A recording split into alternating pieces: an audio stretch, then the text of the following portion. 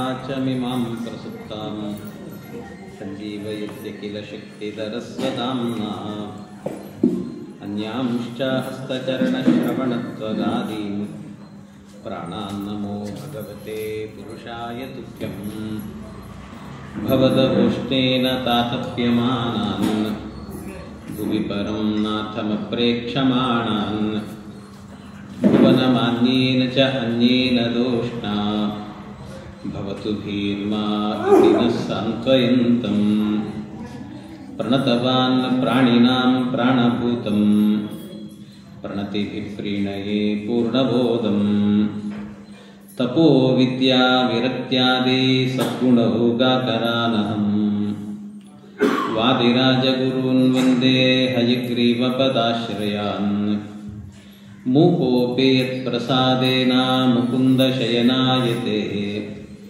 राजराजायते रिक्तो राघवेन्द्रं तमाश्रये अनवद्यात्मचारित्रं वादिकद्योतभास्करम् विद्यामान्यगुरुं वन्दे विद्याविद्योतभास्वरम् तपस्वाध्यायशुश्रूषा कृष्णपूजारतं मुनिम् विश्वेशमिष्टदं वन्दे परिव्राट्चक्रवर्तिनम्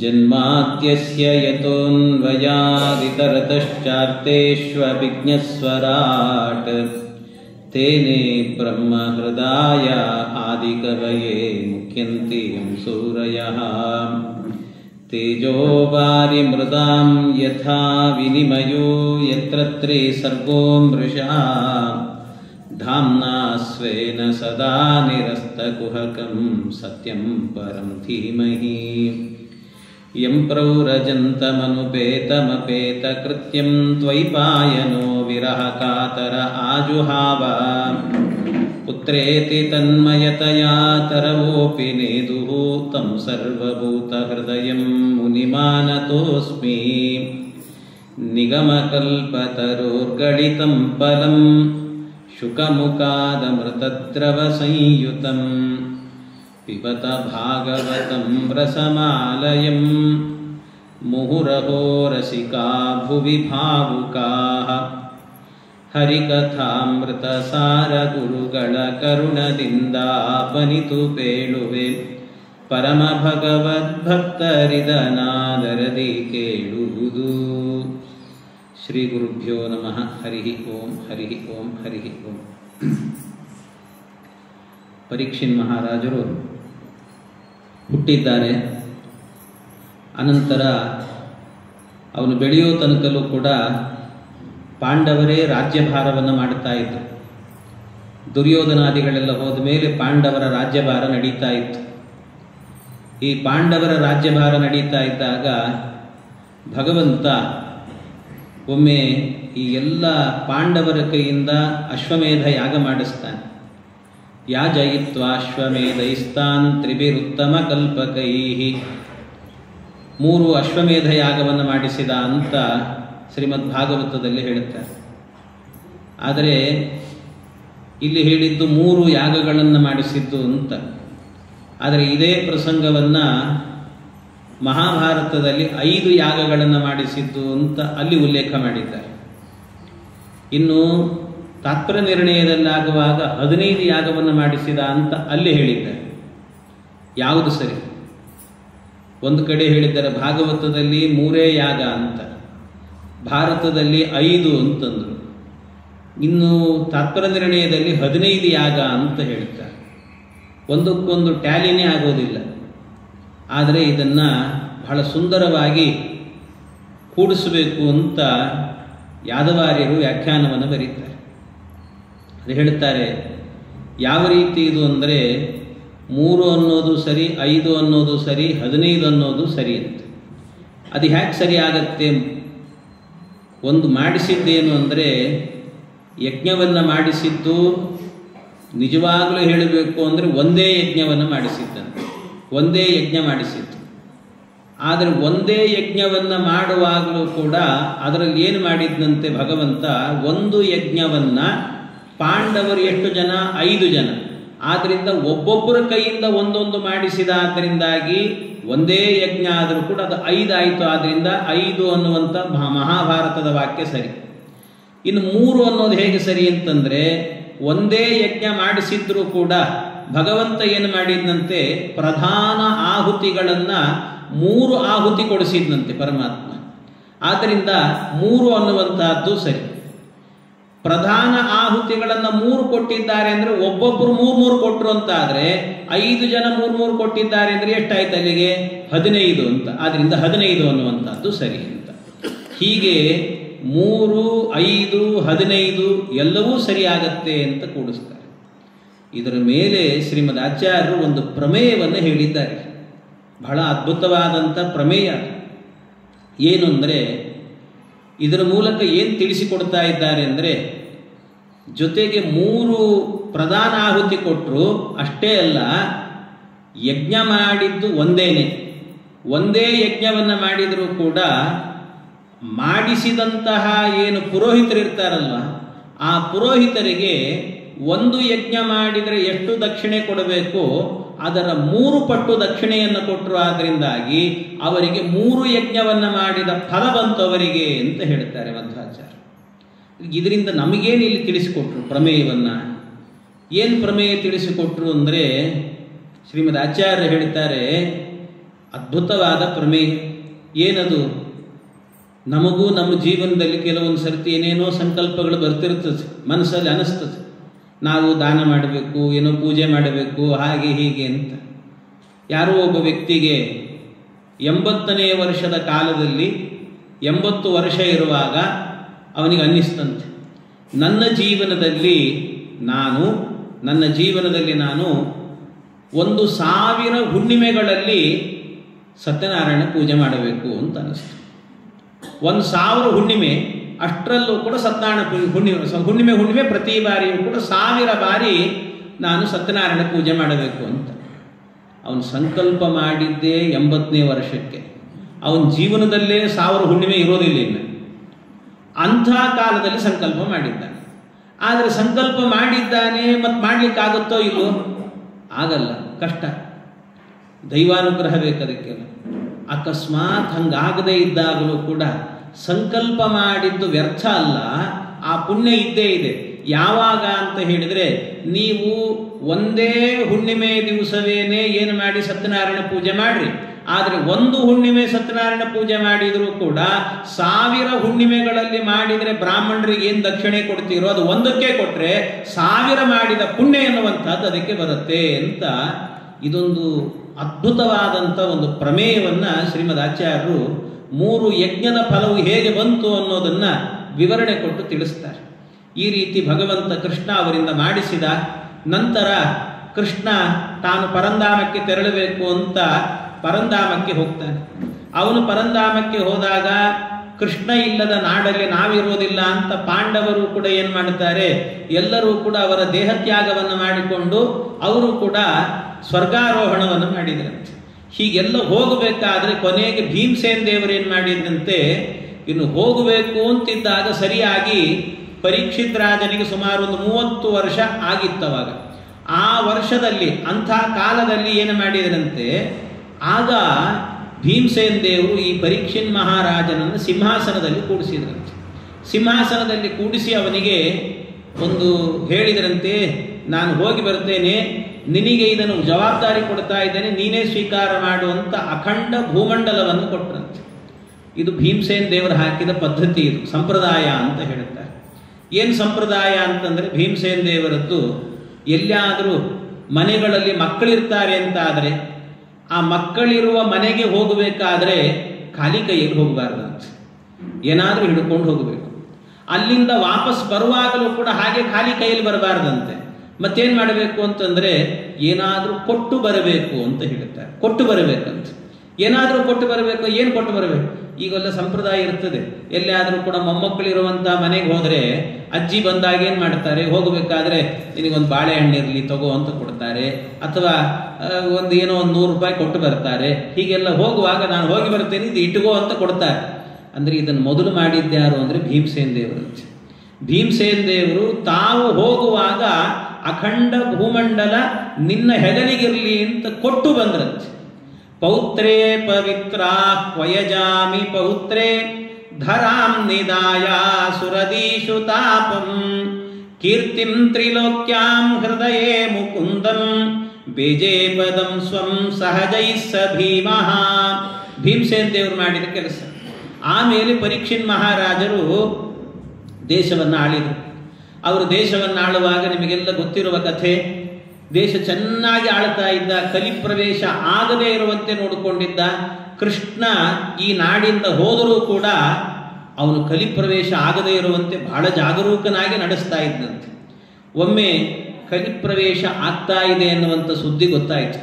ಅವನ ನಿಗ್ರಹ ಮಾಡ್ತೇನೆ ಅಂತ ಹೋದ. ಕುದುರೆ ಮೇಲೆ ಹೋದಾಗ ಒಂದು ಎತ್ತು ನಿಂತಿತ್ತು. ಆ ಎತ್ತು 4 ಪಾದ, 4 ಪಾದದಲ್ಲಿ 3 ಪಾದಗಳನ್ನು ರಾಜನ ವೇಷದಿಂದ ಒಬ್ಬ ಕಡಿದು ಹಾಕಿದ್ದ. ಒಂದೇ ಒಂದು ಪಾದ ಇತ್ತು, ಅದನ್ನು ಕಡಿಬೇಕು ಅಂತ ನಿಂತಿದ್ದ. ಅವನನ್ನು ನೋಡುವಾಗ ಅರ್ಥ ಆಯಿತು, ಇವನೇ ಆ ಕಲಿ ಅಂತ ಗೊತ್ತಾಗಿ ಅವನನ್ನು ನಿಗ್ರಹ ಮಾಡಬೇಕು ಅಂತ ಕುದುರೆಯಿಂದ ಇಳಿದು ಬಂದು ಖಡ್ಗವನ್ನು ಎತ್ತಬೇಕಾದರೆ ಆಗ ಅವನು ನನ್ನನ್ನು ರಕ್ಷಣೆ ಮಾಡುವಂತ ಶರಣಾಗತನಾದ. ಶರಣಾಗತರಾದವರನ್ನು ಕೊಲ್ಲಬಾರದು ಅಂತ ಕ್ಷತ್ರಿಯರ ನಿಯಮ. ಆದ್ದರಿಂದ ಕೊಲ್ಲಿಲ್ಲ. ಅದಕ್ಕೆ ಅವನು ಕೇಳಿದ, ನಾನು ಕಲಿಯುಗದಲ್ಲಿ ನನಗೆ ಅವಕಾಶ ಇಲ್ಲ ಅಂದರೆ ಎಲ್ಲಿ ಹೋಗಲಿ ನಾನು, ಅದಕ್ಕೆ ನನಗೆ ಅವಕಾಶವನ್ನು ಕಲ್ಪಿಸಿಕೊಡು ಅಂತ ಹೇಳಿದ. ಆಗ ಅವಕಾಶವನ್ನು ಕಲ್ಪಿಸಿಕೊಟ್ಟ. ಅಂದರೆ ಒಟ್ಟು ಅಭಿಪ್ರಾಯ ಏನು ಅಂತ ಹೇಳಿದರೆ, ಸತ್ಯ, ದಯ, ದಾನ, ತಪಸ್ಸು ಅಂತ 4 ಪಾದಗಳಂತೆ ಧರ್ಮದೇವತೆಗೆ. ಎತ್ತು ಅಂದರೆ ಧರ್ಮದೇವತೆ. ಆ ಧರ್ಮದೇವತೆಗೆ 4 ಪಾದಗಳು. ಅದರಲ್ಲಿ ಒಂದೇ ಪಾದದಲ್ಲಿತ್ತು ಅಂತ ಹೇಳಿದರೆ ಸತ್ಯ ಅನ್ನೋ ಪಾದದ ಮೇಲೆ ನಿಂತಿತ್ತಂತೆ. ಉಳಿದ ಪಾದ ಎಲ್ಲ ಹೋಗ್ಬಿಟ್ಟಿದೆ. ದಯೆ, ದಾನ, ತಪಸ್ಸು ಎಲ್ಲಿದೆ ಹೇಳಿ?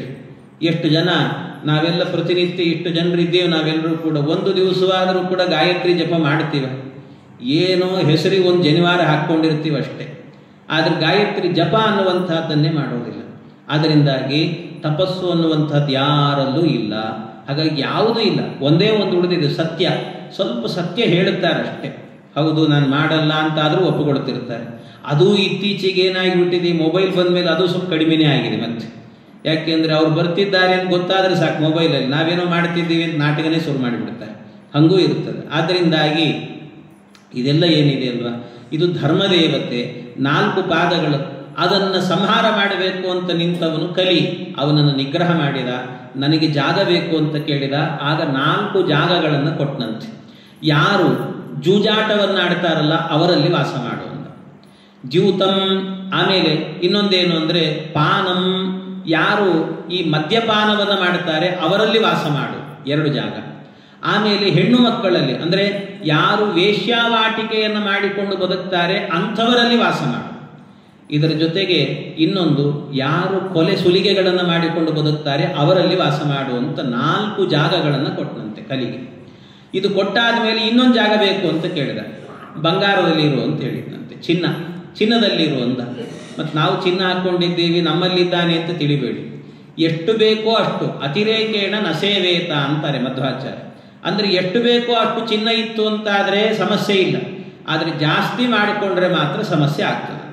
ಅಂದರೆ ಅದರ ಬಗ್ಗೆ ವ್ಯಾಮೋಹ ಎನ್ನುವಂತಹದ್ದು ಜಾಸ್ತಿ ಬಂತು ಅಂತ ಆದರೆ ಆಗ ಮಾತ್ರ ಅಲ್ಲಿ ಕಲಿ ಸೇರಿಕೊಳ್ಳುತ್ತಾನೆ, ಕಲಿ ಬಂದ್ಬಿಡ್ತಾನಂತೆ. ಹಾಗಾಗಿ ಅದರ ಬಗ್ಗೆ ವ್ಯಾಮೋಹ ಇರಬಾರದು. ಎಷ್ಟು ಬೇಕೋ ಅಷ್ಟು ಇತ್ತು ಅಂತ ಆದರೆ ಲಕ್ಷ್ಮೀ ಸನ್ನಿಧಾನ ಇರುತ್ತಂತೆ. ಅದರಲ್ಲಿ ಹಿರಣ್ಯವರ್ಣಾಂ ಹರಿಣೀಂ ಸುವರ್ಣರಜತಸ್ರಜಾಂ ಚಂದ್ರಾಂ ಹಿರಣ್ಮಯೀಂ ಲಕ್ಷ್ಮೀಂ ಜಾತವೇದೋ ಮಹಾವಹ. ಸುವರ್ಣದಲ್ಲಿ ಲಕ್ಷ್ಮೀ ಸನ್ನಿಧಾನ ಇದೆ ಅಂತ ಶ್ರೀ ಸೂಕ್ತ ಹೇಳುತ್ತದೆ. ಆದ್ದರಿಂದ ಲಕ್ಷ್ಮೀದೇವಿ ಇರ್ತಾಳಂತೆ. ಅದನ್ನು ಇಷ್ಟು ಜಾಗಗಳನ್ನು ಕೊಟ್ಟ. ಇಷ್ಟನ್ನು ಕೊಟ್ಟಾದ ನಂತರ ಪರೀಕ್ಷಿತ್ ರಾಜ ವಾಪಸ್ ಬರಬೇಕಾದ್ರೆ ಒಬ್ಬ ಬ್ರಾಹ್ಮಣರನ್ನು ನೋಡಿದ, ಶಮೀಕ ಋಷಿಗಳು. ಆ ಋಷಿಗಳನ್ನು ನೋಡುವಾಗ ಬಾಯಾರಿಕೆ ಆಗಿತ್ತು ಇವನಿಗೆ. ನೀರು ಕೇಳಿದ, ಕೊಡ್ಲಿಲ್ಲ. ಒಂದು ಸರ್ತಿ ಕೇಳಿದ ಅಷ್ಟೇ, ಕೊಡ್ಲಿಲ್ಲ ಅಂದ ಕೂಡಲೇ ಸಿಟ್ಟು ಬಂತು. ಪಕ್ಕದಲ್ಲೇ ಸತ್ತ ಹಾವು ಬಿದ್ದಿತ್ತು, ತಗೊಂಡು ಕೊರಳಿಗೆ ಹಾಕಿಬಿಟ್ಟ. ಅಲ್ಲಿಂದ ಹೊರಟೋದ. ನಾವು ಹಾಗೇನೆ, ನಾವು ಧರ್ಮವನ್ನು ಮಾಡುತ್ತೇವೆ. ದೇವರಿಗೆ ರಾಯರಿಗೆ ಬಂದು ಒಂದು ಪ್ರದಕ್ಷಿಣೆ ಹಾಕ್ತೇವೆ. ಒಂದು ಸರ್ತಿ ಪ್ರದಕ್ಷಿಣೆ ಹಾಕಿದರೆ ರಾಯರೇ ನನಗೆ ಫಲ ಕೊಟ್ಬಿಡ್ಬೇಕು, ಕೊಡಲಿಲ್ಲ ಅಂದರೆ ನಾಳೆ ನಿಮಗೂ ಸತ್ತ ಹಾವು ಹಾಕಿಬಿಡ್ತೀನಿ ಅನ್ನೋ ಥರ ಮಾಡ್ತೀವಿ ನಾವು. ಅಂದರೆ ಆ ಧರ್ಮವನ್ನೇ ಬಿಟ್ಟುಬಿಡ್ತೀವಿ. ಇವನು ಜೀವನದಲ್ಲಿ ಮಾಡಿದ್ದೇನು ಅಂದರೆ, ಆ ಬ್ರಾಹ್ಮಣ ಇದ್ದಾಗ ಒಂದು ಸರ್ತಿ ಕೇಳಿದ ನೀರು ಕೊಡಿ ಅಂತ, ಇನ್ನೊಂದು 4 ಸರ್ತಿ ಕೇಳಿದರೆ ಎದ್ದು ಕೊಡ್ತಿದ್ರೋ ಏನೋ. ತಾಳ್ಮೆ ಇಲ್ಲ. ತಾಳ್ಮೆ ಇಲ್ಲದಂತೆ ವರ್ತನೆ ಮಾಡಿ ಸತ್ತ ಹಾವನ್ನು ಹಾಕಿದ. ಸತ್ತ ಹಾವನ್ನು ಹಾಕಿ ಅಪಮಾನವನ್ನು ಮಾಡಿದ. ಹೀಗೆ ಅಪಮಾನವನ್ನು ಮಾಡಬಾರದು ಅನ್ನೋದನ್ನು. ಆದರೆ ಅವನಿಗೇನು ಅಂದರೆ ದಾರಿಯಲ್ಲಿ ಹೋಗಬೇಕಾದ್ರೆ ಅವನಿಗೆ ಪ್ರಾಯಶ್ಚಿತ್ತ ಆಯಿತಂತೆ. ಎಂಥ ಕೆಲಸ ಮಾಡಿದೆ ನಾನು. ಒಬ್ಬ ಬ್ರಾಹ್ಮಣ ತನ್ನಷ್ಟಕ್ಕೆ ತಾನು ತಪಸ್ಸನ್ನು ಮಾಡಿಕೊಂಡು ಕೂತಿರುವಾಗ ಆ ಬ್ರಾಹ್ಮಣನ ಕೊರಳಿಗೆ ಸತ್ತ ಹಾವನ್ನು ಹಾಕಿದ್ನೆಲ್ಲ, ಎಂಥ ಅಪರಾಧ ಮಾಡಿದೆ ನಾನು. ಈ ಕೆಲಸ ಮಾಡಬಾರದಿತ್ತು, ನಾನು ಬಹಳ ದೊಡ್ಡ ತಪ್ಪನ್ನು ಮಾಡಿದೆ ನಾನು ಅಂತ ಅಂದ್ಕೊಳ್ತಾನೆ. ಮನಸ್ಸಿಗೆ ಪ್ರಾಯಶ್ಚಿತ್ತ ಆಯಿತು ಅವನಿಗೆ. ತಪ್ಪು ಮಾಡಿದರೆ ಪ್ರಾಯಶ್ಚಿತ್ತ ಇರಬೇಕಂತೆ. ಪ್ರಾಯಶ್ಚಿತ್ತ ಇಲ್ಲದೇ ಇದ್ದರೆ ಅವನಿಗೆ ಪಾಪವೇ ಹೋಗೋದಿಲ್ಲಂತೆ. ಆದರೆ ಪ್ರಾಯಶ್ಚಿತ್ತ ಅನ್ನೋದಿದೆಯಲ್ಲ, ಎಲ್ಲ ಪಾಪವನ್ನು ಕಳೆದು ಹಾಕಿಬಿಡುತ್ತಂತೆ. ಭಾರಿ ದೊಡ್ಡದದು ಪ್ರಾಯಶ್ಚಿತ್ತ ಅನ್ನುವಂಥದ್ದು. ಅದರಿಂದ ಅವನಿಗೆ ಪ್ರಾಯಶ್ಚಿತ್ತ ಆಯಿತು. ಮನಸ್ಸಿನಲ್ಲಿ ಅಂದುಕೊಂಡ, ನಾನು ಒಬ್ಬ ಬ್ರಾಹ್ಮಣನಿಗೆ ಅಪಮಾನ ಮಾಡಿದ್ದೇನೆ ಅಂದರೆ ಅದು ಬ್ರಾಹ್ಮಣನಿಗೆ ಮಾಡಿದ ಅಪಮಾನ ಅಲ್ಲ. ಮತ್ತೇನು ಅಂದರೆ ಒಬ್ಬ ಬ್ರಾಹ್ಮಣನಲ್ಲಿ ಎಷ್ಟು ಸನ್ನಿಧಾನ ಇರುತ್ತೆ ಅಂದರೆ, ಯಾರು ಪಾಠ ಪ್ರವಚನವನ್ನು ಮಾಡಿಕೊಂಡು ಅನುಷ್ಠಾನವಂತನಾಗಿ ಇರುವಂಥ ಬ್ರಾಹ್ಮಣ ಅಂತಾದರೆ ಆ ಬ್ರಾಹ್ಮಣನಲ್ಲಿ ನಾಭೇರದಸ್ತಾತ್ ಪಿತರಃ ನಾಭೇರೂರ್ಧ್ವಂತು ದೇವತಾ. ಆ ಬ್ರಾಹ್ಮಣನಲ್ಲಿ ನಾಭಿಯ ಕೆಳಭಾಗದಲ್ಲಿ ಸಮಸ್ತ ಪಿತೃದೇವತೆಗಳ ಸನ್ನಿಧಾನ ಇರುತ್ತಂತೆ. ನಾಭಿಯ ಮೇಲ್ಭಾಗದಲ್ಲಿ ಎಲ್ಲ ದೇವತೆಗಳ ಸನ್ನಿಧಾನ ಇರುತ್ತೆ. ಆದ್ದರಿಂದ ಪಿತೃದೇವತೆಗಳಿಗೆ ಯಾವಾಗಲೂ ಪ್ರೀತಿ ಏನು ಅಂದರೆ ಪಾದ ಪ್ರಕ್ಷಾಳನೆ ಎನ್ನುವಂಥದ್ದು ಪ್ರೀತಿ. ನೀವು ಶ್ರಾದ್ದದಲ್ಲಿ ನೋಡ್ರಿ, ದರ್ಬೆಯನ್ನು ಇಟ್ಟು ಪಾದ ತೊಳಿರಿ ಅಂತ 4-5 ಸರ್ತಿ ಮಾಡಿಸ್ತಾರೆ ನಿಮಗೆ. ಯಾಕೆ ಅಂದರೆ ಅದಕ್ಕೆ ಬ್ರಾಹ್ಮಣರು ಮನೆಗೆ ಬಂದಾಗ ಮೊದಲು ಮಾಡಬೇಕಾದ ಕೆಲಸ ಏನು ಅಂದರೆ ಅವರ ಪಾದಕ್ಕೆ ನೀರು ಹಾಕಿ ತೊಳೆದು ವಿಪ್ರಪಾದ ವಿನಿರ್ಮುಕ್ತಂ ತೋಯಂ ಶಿರಸಿದಾರಯ ಅಂತ ಆ ಪಾದೋದಕವನ್ನು ಹಾಕಿಕೊಡ್ಬೇಕಂತೆ. ಅದರಿಂದ ಅಲ್ಲಿ ಯಾಕೆ ಅಂದರೆ ಪಿತೃದೇವತೆಗಳ ಸನ್ನಿಧಾನ ಅಷ್ಟಿರುತ್ತೆ ಅಂತ ಹೇಳ್ತಾರೆ. ಅದರ ಜೊತೆಗೆ ನಾಭೇರೂರ್ಧ್ವಂತು ದೇವತಾ, ದೇವತೆಗಳಿಗೆ ಅಲಂಕಾರ ಅಂದರೆ ಅದಕ್ಕೋಸ್ಕರ ಬ್ರಾಹ್ಮಣರು ಮನೆಗೆ ಬಂದಾಗ ಮೈಗೆಲ್ಲ ಗಂಧವನ್ನು ಹಚ್ಚುತ್ತೇವೆ. ಈ ವೈಶಾಖ ಮಾಸದಲ್ಲೆಲ್ಲ ಪಾದ ತೊಳೆದು ಗಂಧ ಹಚ್ಚುವುದು ಅಂತಿರುತ್ತೆ. ಹಾಗೆ ಇದನ್ನು ಮಾಡಬೇಕು ಅಂತ ಹೇಳ್ತಾರೆ. ಅಂಥ ಬ್ರಾಹ್ಮಣರ ಸನ್ನಿಧಾನ ಅಂದರೆ ಬ್ರಾಹ್ಮಣನ ದೇಹ ಅಂದರೆ ಇಷ್ಟು ದೇವತೆಗಳಿರುವಂಥ ಸನ್ನಿಧಾನ. ಆ ಸನ್ನಿಧಾನಕ್ಕೆ ಅಪಮಾನವನ್ನು ಮಾಡಿದ್ನಲ್ಲ, ಎಂಥ ತಪ್ಪು ಮಾಡಿದೆ ನಾನು ಅಂತ ಬೇಸರವನ್ನು ಮಾಡಿಕೊಂಡು ದುಃಖದಿಂದ ಮನೆಗೆ ಹೋಗ್ತಿದ್ದಾನಂತೆ. ಪ್ರಾಯಶ್ಚಿತ್ತ ಆಯಿತು ಅವನಿಗೆ. ಪ್ರಾಯಶ್ಚಿತ್ತ ಬಹಳ ದೊಡ್ಡದು ಅಂತ ಹೇಳಿದ್ನಲ್ಲ ನಾನು. ಯಾಕೆ ಅಂದರೆ ಈ ಪ್ರಾಯಶ್ಚಿತ್ತ ಇದೆಯಲ್ಲ, ಪ್ರಾಯಶ್ಚಿತ್ತ ಆಯಿತು ಅಂತ ಆದರೆ ಬಹಳ ದೊಡ್ಡದು. ಒಮ್ಮೆ ನಮ್ಮ ಗುರುಗಳು ನನಗೊಂದು ಕತೆ ಹೇಳುತ್ತಾ ಇದ್ದಾರೆ ನಮಗೆ, ಪ್ರಾಯಶ್ಚಿತ್ತಕ್ಕೆ ಎಷ್ಟು ಮಹತ್ವ ಇದೆ ಅನ್ನೋದಕ್ಕೆ. ಒಬ್ಬ ಬ್ರಾಹ್ಮಣ ಇದ್ದಂತೆ, ಪ್ರತಿನಿತ್ಯ ಕಾಲಕ್ಕೆ ಸಂಧ್ಯಾವಂದನೆ ಮಾಡ್ತಿದ್ದಂತೆ. ಕಾಲೇ ಸಂಧ್ಯಾಂ ಸಮಾಚಾರ, ಕಾಲಕ್ಕೆ ಸಂಧ್ಯಾವಂದನೆ. ಒಂದು ದಿವಸ ಏನಾಯಿತು, ಎಲ್ಲೋ ಊಟಕ್ಕೆ ಹೋಗಿದ್ದಂತೆ. ಬಹುಶಃ ಹುಬ್ಬಳ್ಳಿಗೆ ಎಲ್ಲೋ ಬಂದಿದ್ದ ಕಾಣುತ್ತದೆ. ಊಟ ಅಂದರೆ ಗೊತ್ತಲ್ಲ, ಹುಬ್ಬಳ್ಳಿಯಲ್ಲೆಲ್ಲ ಬಂದರೆ ಊಟಕ್ಕೆ 12 ಗಂಟೆ ಇರೋದಿಲ್ಲ, 3 ಗಂಟೆ ಹೊಡೆದ ಮೇಲೆ ಊಟ, ಕಾಯ್ಬೇಕು ಸುಮ್ಮನೆ. ಹಾಗೆ ಊಟ ತಡ ಆಯಿತು. ಅವತ್ತೇನೋ ಶ್ರಾದ್ದದ ಊಟ, ಪಾಪ ಉದ್ದಿನ ವಡೆ ಗಿಡೆ ತೊಗೊಂಡ್ಬಿಟ್ಟಿದ್ದ ಚೆನ್ನಾಗಿ. ಮನೆಗೆ ಹೋದ ತಕ್ಷಣ ಮಬ್ಬು ಬಂತು, ಒಂದು ಸ್ವಲ್ಪ ಮಲಿಗಿಬಿಡ್ಬೇಕು ಅಂತ ಮಲ್ಕೊಂಡ. ಸಾಯಂಕಾಲ ಆಯಿತು, ಸಂಧ್ಯಾಕಾಲ ಬಂತು, ಮಾಡಲಿಲ್ಲ ಸಂಧ್ಯಾವಂದನೆ. ಹಾಗೇ ನಿದ್ದೆ ಮಾಡ್ತಾ ಇದ್ದಂತೆ. ಅವನ ಮನೆಗೆ ಕಲಿ ಬಂದಂತೆ. ಕಲಿ ಬಂದು ಆ ಬ್ರಾಹ್ಮಣನನ್ನು ಎಬ್ಬಿಸಿದ್ದಂತೆ. ಎಬ್ಬಿಸಿ ಹೇಳಿದ್ದಂತೆ, ಏಳು, ಸಂಧ್ಯಾವಂದನೆ ಕಾಲ ಮೀರಿ ಹೋಗ್ತಾ ಇದೆ, ಇನ್ನೂ ಹಾಗೆ ಮಲಗಿದ್ದೀಯಲ್ಲ, ಎದ್ದೇಳು ಸಂಧ್ಯಾವಂದನೆ ಮಾಡು ಅಂತ ಕಲಿ ಬಂದು ಎಬ್ಬಿಸಿದ್ನಂತ. ಅವನು ಅವಸರದಲ್ಲಿ ಓಡೋಡಿ ಬಂದು ಹೌದಲ್ಲ ಅಂತ ಅಂದ್ಕೊಂಡು ಬೇಗ ಬಂದು ಸಂಧ್ಯಾವಂದನೆ ಎಲ್ಲ ಮಾಡಿದ ನಂತರ ಆಮೇಲೆ ಎಲ್ಲ ಸಂಧ್ಯಾವಂದನೆ ಮುಗಿಸಿ ಕೃಷ್ಣಾರ್ಪಣ ಅಂದ. ಅಂದರೆ ಲೇಟ್ ಆಗಿತ್ತು ಬೇರೆ, ಅವಸರದಲ್ಲೆಲ್ಲ ಮಾಡಿ ಟಕ ಅಂತ ಮಾಡಿ ಮುಗಿಸಿದ, ಕೃಷ್ಣಾರ್ಪಣ ಅಂತ ಹೇಳಿದ. ಆಮೇಲೆ ಎಚ್ಚರಿಕೆ ಆಯಿತು ಅವನಿಗೆ, ಎಲ್ಲ ನನ್ನನ್ನು ಸಂಧ್ಯಾವಂದನೆ ಮಾಡಲಿಕ್ಕೆ ಎಬ್ಬಿಸಿದ್ಯಾರು ಅಂದರೆ ಕಲಿ ಕೆಟ್ಟ ಕೆಲಸಕ್ಕೆ ಪ್ರೇರಣೆ ಮಾಡಬೇಕು, ಆದರೆ ಸಂಧ್ಯಾವಂದನೆ ಮಾಡುವಂತ ಒಳ್ಳೆ ಕೆಲಸಕ್ಕೆ ಪ್ರೇರಣೆ ಮಾಡ್ತಾ ಇದ್ದಾನಲ್ಲ, ಹೇಗಿದು ಅಂತ. ಅದಕ್ಕೆ ಕಲಿ ಇದ್ದಾನೋ ಇಲ್ಲ ನೋಡೋಣ ಅಂತ ಹೋಗಿ ನೋಡಿದ್ನಂತೆ. ಅಲ್ಲೇ ಕೂತಿದ್ದ ನೋಡಿ ಕೇಳಿದ್ನಂತೆ, ಅಲ್ಲೋ ನೀನು ನನ್ನನ್ನು ಕೆಟ್ಟ ಕೆಲಸಕ್ಕೆ ಪ್ರೇರಣೆ ಮಾಡಬೇಕು, ಒಳ್ಳೆ ಕೆಲಸ ಸಂಧ್ಯಾವಂದನೆ ಮಾಡುವಂತ ಪ್ರೇರಣೆ ಮಾಡಿದಲ್ಲಿ ಯಾಕೆ ಅಂತ ಕೇಳಿದ್ನಂತೆ. ಕೇಳಿದ್ದಕ್ಕೆ ಆ ಕಲಿ ಹೇಳಿದಂತೆ, ಅಯ್ಯೋ ನಾನೇನು ಅಂಥ ಒಳ್ಳೆತನ ಮಾಡಿಲ್ಲ, ನಿನ್ನನ್ನು ಎಬ್ಬಿಸಿದೆ ನಾನು. ಯಾಕೆ ಅಂದರೆ ಅಕಸ್ಮಾತ್ ನಿನ್ನನ್ನು ಎಬ್ಬಿಸ್ಲಿಲ್ಲ ಅಂತ ಆದರೆ, ಈಗಾದರೂ ಎಬ್ಬಿಸಿದ್ದೇನೆ, ಆದ್ರಿಂದಾಗಿ ಬಡಬಡ ಎದ್ದಿ ಏನೇನೋ ಅವಸರದಲ್ಲಿ ಮಾಡಿದೆ, ಸಂಧ್ಯಾವಂದನೆ ಮುಗಿಸ್ತು. ಆದರೆ ನಾನೇನಾದರೂ ಎಬ್ಬಿಸಿರ್ಲಿಲ್ಲ ಅಂದರೆ ರಾತ್ರಿ ಹೇಳ್ತಿದ್ದಿ ನೀನು. ರಾತ್ರಿ ಎದ್ದಾಗ ನಿನಗೇನಾಗ್ತಾ ಇತ್ತು ಅಂದರೆ ಅಯ್ಯೋ ಸಂಧ್ಯಾಕಾಲ ಮುಗೀತಲ್ಲ, ದೇವರೇ ಎಂಥ ತಪ್ಪು ಮಾಡಿದ್ನಪ್ಪ, ಭಗವಂತ ನನ್ನನ್ನು ಕ್ಷಮಿಸು ಅಂತ ನಿನಗೊಂದು ಪ್ರಾಯಶ್ಚಿತ್ತ ಬರ್ತದೆ ನೋಡು, ನಿನ್ನ ಪಾಪ ಎಲ್ಲ ಪರಿಹಾರ ಮಾಡಿಬಿಡ್ತಾನೆ ಭಗವಂತ. ಆ ಪಾಪ ನಿನಗೆ ಹೋಗಬಾರದು, ನಿನ್ನ ಒಳಗೆ ನಾನು ಬರಬೇಕು ಅನ್ನೋದಕ್ಕೋಸ್ಕರ ನಿನ್ನ ಎಬ್ಬಿಸಿದೆ ಅಂತ ಹೇಳಿದ್ನಂತ. ಅಂದರೆ ಕಲಿ ಅವನು ಪ್ರೇರಣೆ ಮಾಡೋದು. ಅದರಿಂದ ಪ್ರಾಯಶ್ಚಿತ್ತಕ್ಕೆ ಅಷ್ಟು ಪುಣ್ಯ ಇದೆ ಅಂತ ಹೇಳುತ್ತಾರೆ. ಪ್ರಾಯಶ್ಚಿತ್ತ ಇರಬೇಕು ಅಂತ. ತಪ್ಪು ಮಾಡೋದು ದೊಡ್ಡದಲ್ಲ, ಮಾಡಿದ ಮೇಲೆ ಅಯ್ಯೋ ಹೌದು ನಾನು ಮಾಡಿದ್ದು ತಪ್ಪು ಅಂತ ಗೊತ್ತಾಗೋದು, ಅದು ಇದೆಯಲ್ವ, ಆ ಪ್ರಾಯಶ್ಚಿತ್ತ ಇದೆಯಲ್ವ, ಅದನ್ನು ಭಗವಂತ ಬಹಳ ಆನಂದದಿಂದ ಅವನನ್ನು ಮೇಲೆತ್ತಿ ರಕ್ಷಣೆ ಮಾಡುತ್ತಾನಂತೆ ಪರಮಾತ್ಮ. ಅದರಿಂದ ಆ ಪ್ರಾಯಶ್ಚಿತ್ತವೇ ಇವನಿಗೆ ಆ ಪ್ರಾಯಶ್ಚಿತ್ತ ಆಯಿತು. ಆದ ಕೂಡಲೇ ಶಮೀಕ ಮಹರ್ಷಿಗಳ ಮಕ್ಕಳು ಶೃಂಗಿ ಅವರು ನೋಡಿದರು, ತಮ್ಮ ಅಪ್ಪನ ಕೊರಳಲ್ಲಿ ಹಾವಿತ್ತು. ಆ ಹಾವನ್ನು ನೋಡಿ ಯಾರು ನಮ್ಮಪ್ಪನಿಗೆ ಹಾವು ಹಾಕಿದ್ದಾನೋ 7 ದಿವಸಕ್ಕೆ ತಕ್ಷಕ ಕಚ್ಚಿ ಸಾಯಿಲಿ ಅಂತ ಶಾಪ ಹಾಕಿದ್ರು. ಎಷ್ಟು ವಿಚಿತ್ರ ಅಂದರೆ ಆ ಶಾಪಗಳು ಸುಮ್ಮನೆ ಅಲ್ಲ ನೋಡಿ. ಯಾಕೆ ಆ ತಕ್ಷಕ ಅಂತಲೇ ಯಾಕೆ ಹೇಳಬೇಕು? ಅಷ್ಟಾಗಲಿ ಹೋಗಲಿ, ತಕ್ಷಕ ಕಚ್ಚಿ ಸಾಯಿಲಿ ಅಂತ ಹೇಳಿದ್ರಲ್ಲ, ಸಾಯಿಲಿ ಅಂತ ಹೇಳಿದರೆ 7 ದಿವಸಕ್ಕೆ ಕಚ್ಚಬೇಕು. ಅವನು 7 ದಿವಸ ಅಂತ ಟೈಮ್ ಕೊಟ್ಟಿದ್ದಾನೆ. ಅದಲ್ಲದೆ 7 ದಿವಸದಲ್ಲಿ ಸಾಯಿಲಿ ಅಂದರೆ ಈ ರಾಜ ಮನಸ್ಸು ಮಾಡಿ 2 ದಿವಸದಲ್ಲಿ ತಕ್ಷಕನ್ನೇ ಕೊಂದು ಬಿಡ್ಬೋದಲ್ಲ, ಎಲ್ಲಿದ್ದಾನೆ ಅಂತ ಹುಡುಕಿಸಿ ಎಲ್ಲ ಮಾಡ್ಬೋದಲ್ಲ. ಈ ಹಿನ್ನೆಲೆ ಎಷ್ಟು ಚಂದ ಅಂದರೆ ರೋಚಕ ಇದೆಲ್ಲವೂ ಕೂಡ. ಏನು ಅಂದರೆ ಆ ತಕ್ಷಕ ಇದ್ನಲ್ಲ, ತಕ್ಷಕ ಎಲ್ಲ ಹಾವುಗಳಲ್ಲೂ ಕೂಡ ಈ ತಕ್ಷಕ ಎನ್ನುವ ಹಾವಿದ್ದಾನಲ್ಲ, ಅವನ ಅಮೃತಪಾನ ಮಾಡಿದ್ನಂತೆ, ಅವನಿಗೆ ಸಾವಿರಲಿಲ್ಲ. ಆದ್ದರಿಂದ ಈ ಪರೀಕ್ಷಿತ್ ಅಂಥ ಕೆಲಸ ಮಾಡಿಯಾನೋ ಅಂತ ವಿಚಾರ ಮಾಡಿಯೇ ಶೃಂಗಿಗಳು ಶಾಪ ಕೊಡಬೇಕಾದ್ರೆ ತಕ್ಷಕ ಅನ್ನೋ ಶಬ್ದವನ್ನಾಡಿದ್ರಂತೆ, ಬೇರೆ ಸರ್ಪದ ಹೆಸರನ್ನು ಹೇಳಲಿಲ್ಲ. ಆ ಸರ್ಪದ ಹೆಸರನ್ನು ಹೇಳಿ ಮಾಡಿ ಇಷ್ಟೆಲ್ಲ ಆಯಿತು. ಅದು ವಿಷಯ ಗೊತ್ತಾಯಿತು ರಾಜನಿಗೆ. ಗೊತ್ತಾದ ಕೂಡಲೇ ಎಲ್ಲವನ್ನ ಬಿಟ್ಟು ಕಾಡಿಗೆ ಬಂದು ಕೂತ್ಕೊಂಡಂತೆ. ಕಾಡಿಗೆ ಅಂದ್ರೆ ಏನು? ಗಂಗಾ ತೀರಕ್ಕೆ ಬಂದು ಪ್ರಾಯೋಪವೇಶಕ್ಕೆ ಕೊಡುತ್ತೇನೆ ನಾನು. ನನಗೆ ಸರಿಯಾದ ಪ್ರಾಯಶ್ಚಿತ್ತ ಆಗಿದೆ. ಬ್ರಾಹ್ಮಣನಿಗೆ ಮಾಡಿದ ಅಪಮಾನಕ್ಕೆ ನಾನು ಪ್ರಾಯೋಪವೇಶ ಅಂದರೆ ಉಪವಾಸ ಕುಳಿತುಕೊಂಡು ಪ್ರಾಣತ್ಯಾಗವನ್ನು ಮಾಡುತ್ತೇನೆ ಅಂತ ಹೋಗಿ ಕೂತನಂತೆ. ಕೂತಾಗ ಅವನನ್ನು ನೋಡಲಿಕ್ಕೆ ಅಂತ ಜಗತ್ತಿನಲ್ಲಿರುವಂಥ ಎಲ್ಲ ಋಷಿಗಳು ಬ್ರಾಹ್ಮಣರು ಎಲ್ಲರೂ ಬಂದ್ರಂತೆ.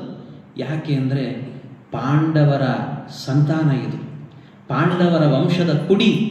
ಅಂಥ ಒಬ್ಬ ವ್ಯಕ್ತಿಗೆ ಸಾವು ಬರ್ತಾ ಇದೆ ಅಂದರೆ ನಾವೇನಾದರೂ ಮಾಡಬೇಕು ಅಂತ ಜಗತ್ತಿನಲ್ಲಿರುವ ಎಲ್ಲ ಬ್ರಾಹ್ಮಣರು ಮಂತ್ರಜ್ಞರು ಎಲ್ಲರೂ ಬಂದು ಕೂತ್ಕೊಂಡ್ರಂತೆ. ಎಲ್ಲರೂ ಬಂದು ಕೂತಾಗ ಅವರೆಲ್ಲ ಹೇಳಿದ್ರಂತೆ ಪರೀಕ್ಷಿತನಿಗೆ, ಪರೀಕ್ಷಿತ್ ನೀನು ಹೆದರಬೇಡ, ತಕ್ಷಕ ನಿನ್ನನ್ನು ಕಚ್ಚಿದರೂ ಕೂಡ ನಮ್ಮಲ್ಲಿ ಒಂದು ಮಂತ್ರಶಕ್ತಿ ಇದೆ. ಆ ಮಂತ್ರವನ್ನು ಹೇಳಿದರೆ ಸಾಕು, ಒಳಗಿರುವ ವಿಷವನ್ನೆಲ್ಲ ಪರಿಹಾರ ಮಾಡಿ ಮತ್ತೆ ನಿನ್ನನ್ನು ಬದುಕಿಸುತ್ತೆ ಆ ಮಂತ್ರ. ನಾವು ನಿನ್ನನ್ನು ರಕ್ಷಣೆ ಮಾಡುತ್ತೇವೆ, ಸಾಯ್ತೇನೆ ಅಂತ ಹೆದರಬೇಡ ನೀನು ಅಂದ್ರಂತೆ. ಪರೀಕ್ಷಿತ್ ಹೇಳ್ತಾನೆ, ಸ್ವಾಮಿ ಖಂಡಿತವಾಗಿಯೂ ಕೂಡ ನನಗೆ ಸಾವು ಬರುತ್ತೆ ಅನ್ನುವ ಹೆದರಿಕೆ ಇಲ್ಲ ಅಂದ. ನನಗೆ ಸಾವು ಬರುತ್ತೆ ಅನ್ನೋ ಹೆದರಿಕೆ ಇಲ್ಲ, ಆದರೆ ಒಂದು ಹೆದರಿಕೆ ಇದೆ. ಏನು? ಸತ್ತ ಮೇಲೆ ಯಾವ ಲೋಕಕ್ಕೆ ಹೋಗ್ತೀನಿ ಅನ್ನುವಂಥ ಭಯ ಇದೆ ನನಗೆ. ಅದಕ್ಕೋಸ್ಕರ ತಾವೆಲ್ಲ ಬಂದಿದ್ದೀರಿ, ನನ್ನನ್ನು ರಕ್ಷಣೆ ಮಾಡಬೇಡಿ. ನನ್ನ ಪ್ರಾಣ ಪಕ್ಷಿ ಹೋಗಬೇಕಾದ್ರೆ ನನ್ನನ್ನು ಯಾರು ನಿಲ್ಲಿಸಬೇಡಿ, ಮಂತ್ರವನ್ನು ಹೇಳಿ ನನ್ನ ಬದುಕಿಸಬೇಡಿ ನೀವು. ಮತ್ತೇನು ಮಾಡಬೇಕು ನಾವು?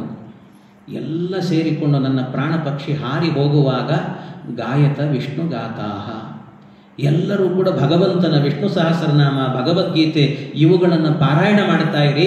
ಆ ಶಬ್ದಗಳು ನನ್ನ ಕಿವಿಗೆ ಬೀಳ್ತಾ ಇರಬೇಕು. ಅದನ್ನು ಕೇಳ್ತಾ ಕೇಳ್ತಾ ಕೇಳ್ತಾ ನನ್ನ ಪ್ರಾಣ ಪಕ್ಷಿ ಎನ್ನುವಂತಹದ್ದು ಹಾರಿ ಹೋಗಬೇಕು. ಹಾಗೆ ನನ್ನನ್ನು ಕಳಿಸಿಕೊಡಿ ಅಂತ ಕೇಳಿದ್ರಂತೆ.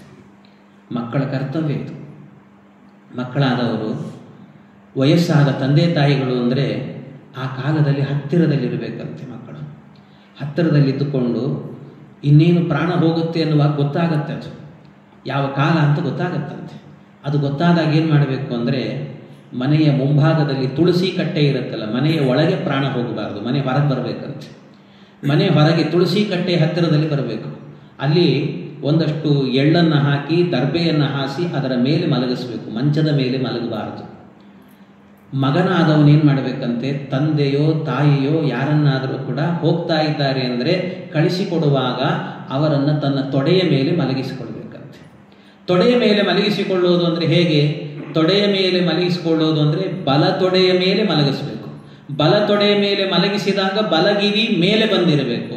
ಬಲಗಿವಿ ಮೇಲೆ ಬಂದಾಗ ಅದರ ಒಳಗೆ ಕಿವಿಯ ಒಳಗಡೆ ಮಗನಾದವನು ಆ ಸಂದರ್ಭದಲ್ಲಿ ಒಂದು ಕರ್ಣಸೂಕ್ತ ಅಂತಿದೆ, ಆ ಸೂಕ್ತವನ್ನು ಪಾರಾಯಣ ಮಾಡಬೇಕು. ಇನ್ನೊಂದು ಪೌಮಾನ ಸೂಕ್ತ ಅಂತ ಇದೆ. ಅದು ಪೌಮಾನ ಸೂಕ್ತ ಎನ್ನುವಂತಹದ್ದನ್ನು ಯದಂತಿ ಯಚ್ಚಾದೂರಕೆ ಭಯಂ ವಿಂದತಿ ಮಾಮಿಹ ಪವಾಮಾನ ವಿತಜ್ಜಾಹಿ ಪವಾಮಾನಸ್ಸೋ ಅದ್ಯನ ಪವಿತ್ರೇ ಏಣ ವಿಚರ್ಷಣಿಹಿ. ಈ ಮಂತ್ರಗಳನ್ನೆಲ್ಲ ಹೇಳಬೇಕಂತೆ. ಆ ಮಂತ್ರ ಹೇಳಿದಾಗ ದೇಹದ ಒಳಗೆ ಪ್ರಾಣದೇವರು ಇರ್ತಾರೆ, ಆ ಪ್ರಾಣದೇವರ ಸನ್ನಿಧಾನ ಬರುತ್ತಂತೆ. ಪ್ರಾಣದೇವರು ಇರ್ತಾರೆ, ಆದರೆ ಸನ್ನಿಧಾನ ಅದು ಬರಬೇಕಲ್ವ, ಹಾಗೆ ಸನ್ನಿಧಾನ ಬರುತ್ತಂತೆ. ಆ ಸನ್ನಿಧಾನ ಬಂದಾಗ ಆಗ ಪ್ರಾಣಪಕ್ಷಿ ಹೋಗುವಾಗ ಆನಂದದಿಂದ ಹೋಗುತ್ತಂತೆ. ಇಲ್ಲದೇ ಇದ್ದರೆ ಏನಾಗುತ್ತಂತೆ, ಆ ದೇಹದಿಂದ ಜೀವ ಹೊರ ಹೋಗಬೇಕಾದ್ರೆ ಈ ಸಂಸ್ಕಾರಗಳೆಲ್ಲ ಮಾಡದೇ ಇದ್ದರೆ ಒಂದೇ ಕಾಲದಲ್ಲಿ 100 ಚೇಳುಗಳು ದೇಹವನ್ನು ಕುಟಿಕಿದರೆ, ಒಂದೇ ಕಾಲದಲ್ಲಿ ಅಷ್ಟು ಕುಟಿಕಿದರೆ ಎಷ್ಟು ನೋವಾಗತ್ತೆ ದೇಹಕ್ಕೆ, ಅಷ್ಟು ನೋವು ಜೀವ ಈ ದೇಹದಿಂದ ಹೊರಗೋಗುವಾಗ ಆಗತ್ತಂತೆ. ಅದಾಗಬಾರ್ದಲ್ಲ. ಶತವೃಶ್ಚಿಕ ದಷ್ಟಸ್ಯ ಯಾಪೀಡಾ ಸಾನುಭೂಯತೆ ಅಂತ ಹೇಳುತ್ತಾರೆ. ಅದಾಗಬಾರ್ದು ಅಂತಾದರೆ ಇದನ್ನೆಲ್ಲ ಸಂಸ್ಕಾರವನ್ನು ಮಾಡಿದರು ಅಂತಾದರೆ ಆ ದೇಹದಲ್ಲಿ ವಾಯುದೇವರ ಸನ್ನಿಧಾನ ಬರುತ್ತೆ. ವಾಯುದೇವರ ಸನ್ನಿಧಾನ ಬಂತು ಅಂತಾದರೆ ಆಗ ಏನಾಗತ್ತಂತೆ, ಒಳಗೆ ವಾಯುದೇವರು ಹೋಗಿ ಕೂತ್ಕೊಂಡಾಗ ಅವರೇನು ಮಾಡ್ತಾರೆ, ಒಳಗೆ ಬರೀ ಜೀವಾತ್ಮ ಮಾತ್ರ ಅಲ್ಲ, ಜೀವಾತ್ಮನ ಜೊತೆಗೆ ಪರಮಾತ್ಮ ಇರ್ತಾನಂತೆ. ಆ ಪರಮಾತ್ಮ ಜೀವಾತ್ಮ ಇಬ್ಬರನ್ನು ಕೂಡ ತನ್ನ ಬಲಭುಜದಲ್ಲಿ ಪರಮಾತ್ಮನನ್ನ, ಎಡಭುಜದಲ್ಲಿ ಜೀವಾತ್ಮನನ್ನ ಕೂಡಿಸಿಕೊಂಡು ಮುಖ್ಯ ಪ್ರಾಣದೇವರು ಆ ದೇಹದಿಂದ ಮೇಲಕ್ಕೆ ಹಾರಿ ಹೋಗ್ತಾರಂತೆ.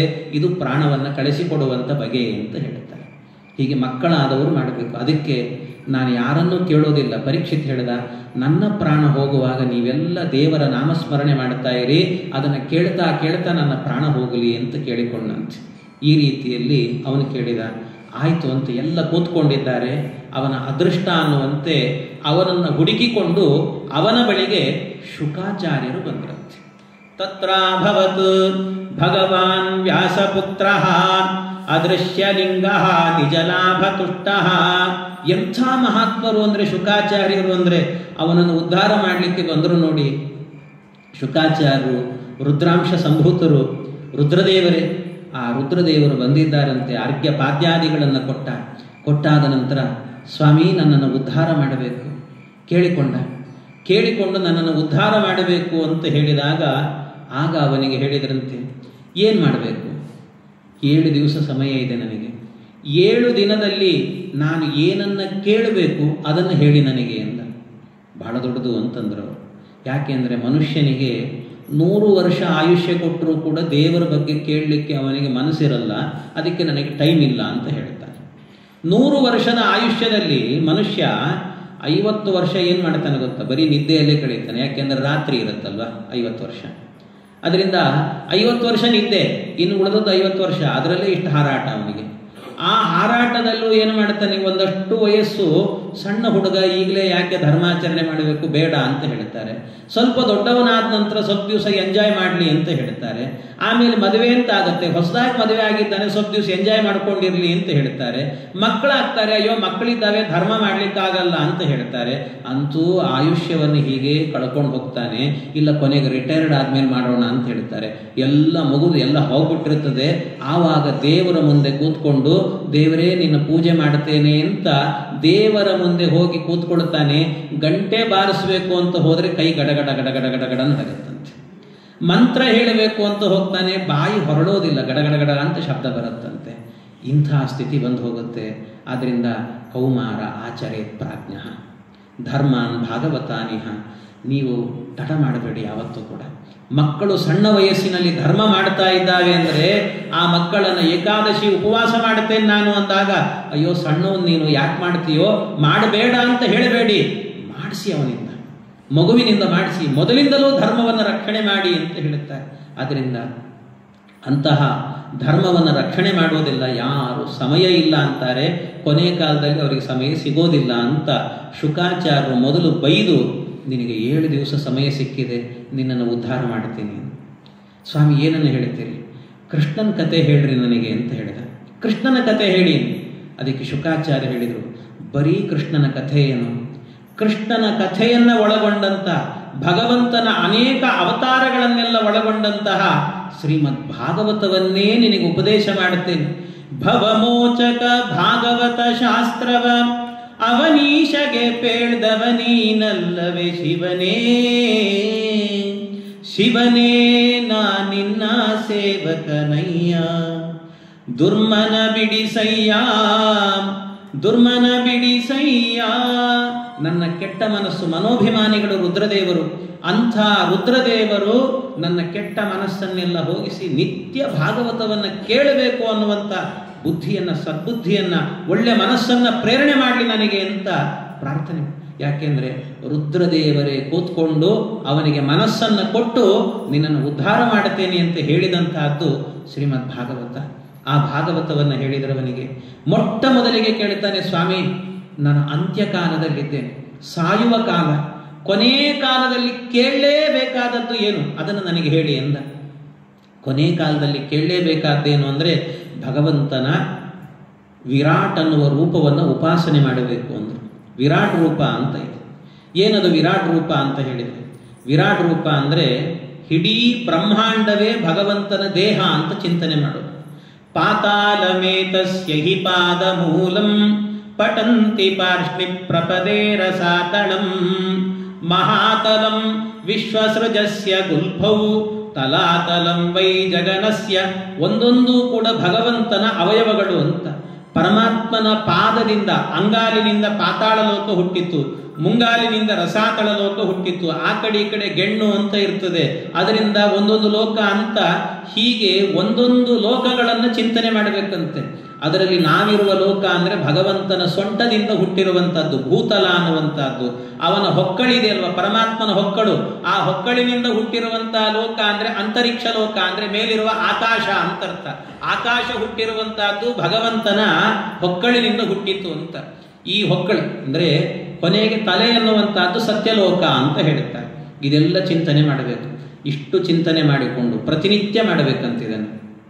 ಜೊತೆಗೆ ಇನ್ನೊಂದೇನು ಅಂದರೆ ಭಗವಂತನ ಒಂದೊಂದು ಅವಯವದಿಂದ ಒಬ್ಬೊಬ್ಬ ದೇವತೆಗಳು ಹುಟ್ಟಿದ್ರು ಅಂತ. ಯಾರ್ಯಾರು? ಕಣ್ಣಿನಿಂದ ಸೂರ್ಯ ಹುಟ್ಟಿದ, ಆಮೇಲೆ ಮನಸ್ಸಿನಿಂದ ಚಂದ್ರ ಹುಟ್ಟಿದ, ಕಿವಿಯಿಂದ ಚಂದ್ರ ಹುಟ್ಟಿದ ಎಲ್ಲ ಹೇಳ್ತಾರೆ. 2 ಗೌಡೆ ಹಲ್ಲುಗಳಿಂದಲೂ ಕೂಡ ಸೂರ್ಯ ಚಂದ್ರರು ಹುಟ್ಟಿದ್ರು. ಏನು ಅಭಿಪ್ರಾಯ ಅಂದರೆ ಅವುಗಳಿಗೆ ಅಭಿಮಾನಿಗಳು ಅಂತ ಅರ್ಥ. ಪರಮಾತ್ಮನ ವಿರಾಟ್ ರೂಪಿ ಭಗವಂತನ ಅವಯವದಿಂದ ಒಬ್ಬೊಬ್ಬರು ಹುಟ್ಟಿದ್ರು ಅಂದರೆ ಒಬ್ಬೊಬ್ಬರು ಕೂಡ ಒಂದೊಂದಕ್ಕೆ ಅಭಿಮಾನಿಗಳು ಅಂತ. ಕಣ್ಣಿನಿಂದ ಸೂರ್ಯ ಹುಟ್ಟಿದ ಅಂದರೆ ಸೂರ್ಯ ಕಣ್ಣಿಗೆ ಅಭಿಮಾನಿ ಅಂತ. ಹೀಗೆ ಒಂದೊಂದಕ್ಕೆ ಅಭಿಮಾನಿತ್ವವನ್ನು ಹೇಳಬೇಕು. ಇದರಲ್ಲಿ ಈ ಸುಮ್ಮನೆ ಸಂಕ್ಷೇಪವಾಗಿ ಹೇಳಿದೆ, ನಾನು ಪೂರ್ಣ ವಿವರಣೆ ಕೊಟ್ಟಿಲ್ಲ. ಅದು ವಿವರಣೆ ಕೊಡ್ತಾ ಹೋದರೆ ಕನಿಷ್ಠ ಪಕ್ಷ 3 ದಿವಸದ ಉಪನ್ಯಾಸ ಮಾಡಬೇಕು ನಾನು. ಅಂತೂ 7 ದಿವಸದ ಭಾಗವತ ಆದ್ದರಿಂದ 1 ಗಂಟೆ ಅದರಲ್ಲಿ ಹೇಳಬೇಕು ನಾನು. ಆ ದೃಷ್ಟಿಯಿಂದ ಹೇಳಿದ್ದೇನೆ.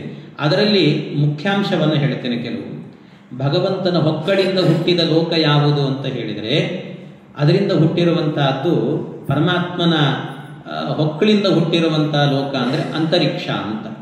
ಅಂತರಿಕ್ಷ ಲೋಕ ಇದು ಪುರುಷ ಸೂಕ್ತ ಅದನ್ನೇ ಹೇಳುತ್ತೆ.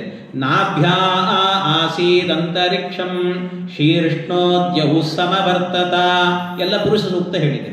ಅಂದರೆ ಅರ್ಥ ಏನು ಹಾಗಾದರೆ? ಅಂದರೆ ನಿಮಗಿದು ಯಾಕೆ ಹೇಳಿದೆ ಅಂದರೆ, ನಾನು ನೀವೆಲ್ಲ ಸಾಮಾನ್ಯ ಹೆಣ್ಣು ಮಕ್ಕಳು ಹರಿಕಥಾಮೃತ ಸಾರವನ್ನೆಲ್ಲ ಅಧ್ಯಯನ ಮಾಡ್ತಿರ್ತೀವಿ. ಆ ಹರಿಕಥಾಮೃತ ಸಾರದಲ್ಲಿ ಗಣಪತಿ ಸಂಧಿ ಅಂತ ಒಂದು ಸಂಧಿ, ಅದರಲ್ಲಿ ಗಣಪತಿ ದೇವರ ಬಗ್ಗೆ ಹೇಳಬೇಕಾದ್ರೆ ಜಗನ್ನಾಥದಾಸರು ಒಂದು ಮಾತನ್ನು ಹೇಳ್ತಾರೆ. ಏನಂತ? ಶ್ರೀಶನ ಅತಿ ನಿರ್ಮಲ ಸುನಾಭಿ ದೇಶವಸ್ಥಿತ.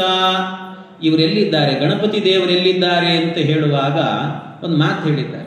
ಶ್ರೀಶನ ಭಗವಂತನ ಅತಿ ನಿರ್ಮಲ ಅತ್ಯಂತ ಪವಿತ್ರವಾದ ಸುನಾಭಿ, ನಾಭಿ ಅಂದ್ರೆ ಏನು? ಹೊಕ್ಕಳು ಅಂತ ಅರ್ಥ.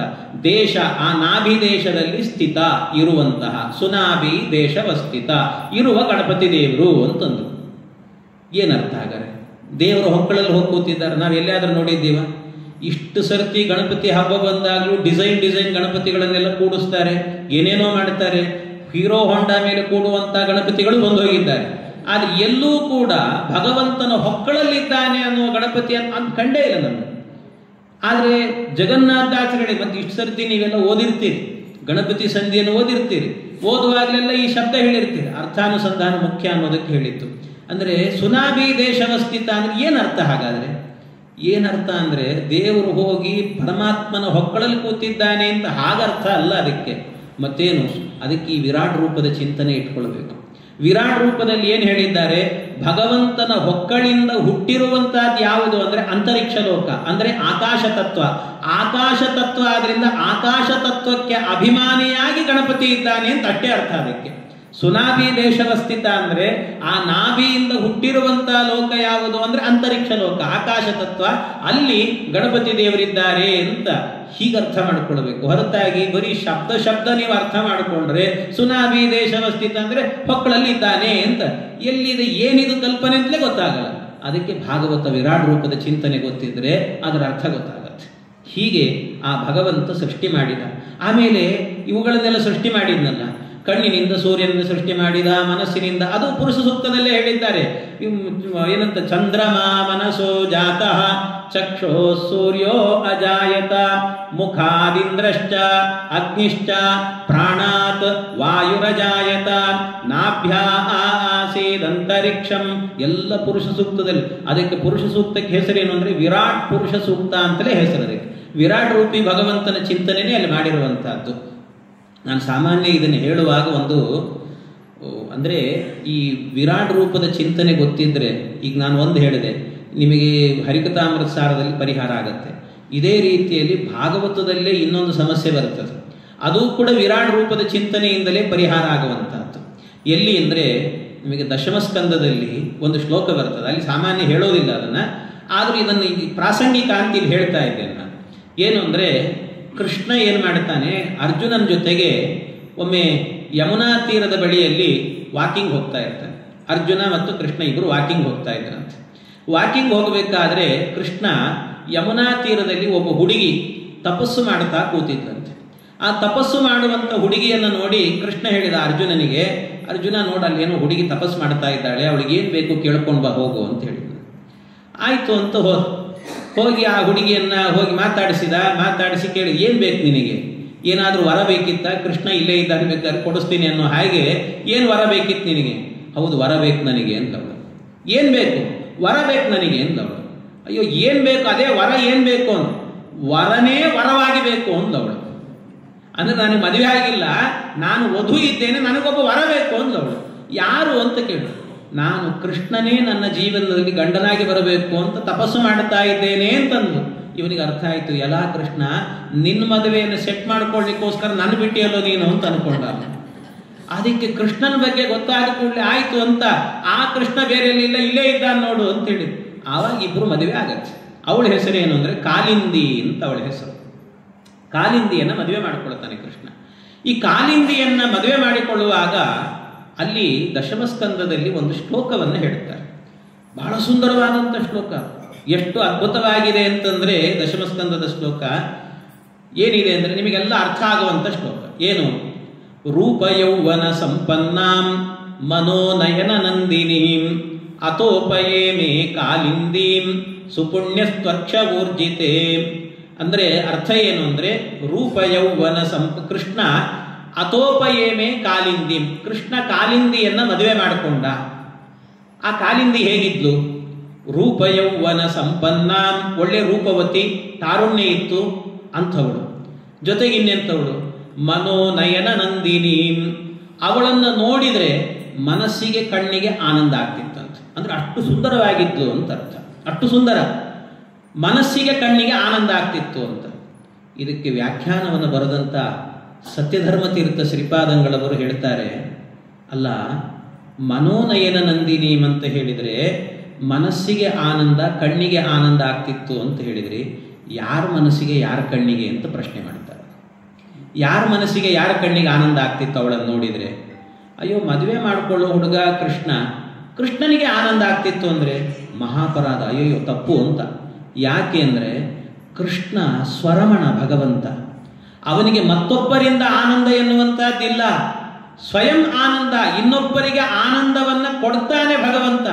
ಅವನಿಗೆ ಮತ್ತೊಬ್ಬರಿಗೆ ಲಕ್ಷ್ಮಿಯಿಂದಲೇ ಆನಂದ ಇಲ್ಲಂತೆ. ಬರೀ ಲಕ್ಷ್ಮಿ ಸನ್ನಿಧಾನ ಇವಳಲ್ಲಷ್ಟೇ, ಅವಳಿಂದ ಎಲ್ಲಿ ಇವನಿಗೆ ಆನಂದ ಆಗತ್ತೆ. ಆದ್ರಿಂದ ಮನೋನಯನ ನಂದಿನಿ ಅಂದರೆ ಕೃಷ್ಣನ ಮನಸ್ಸಿಗೆ ಕಣ್ಣಿಗೆ ಆನಂದ ಆಗ್ತಿತ್ತು ಇವಳನ್ನು ನೋಡಿ, ತಪ್ಪು ಅಂದರು. ಮತ್ತಿನ್ಯಾರು? ಕೃಷ್ಣನ್ ಬಿಟ್ಟು ಉಳಿದವರಿಗೆಲ್ಲ ಆಗ್ತಿತ್ತು. ಇದು ಇನ್ನೂ ಆಭಾಸ.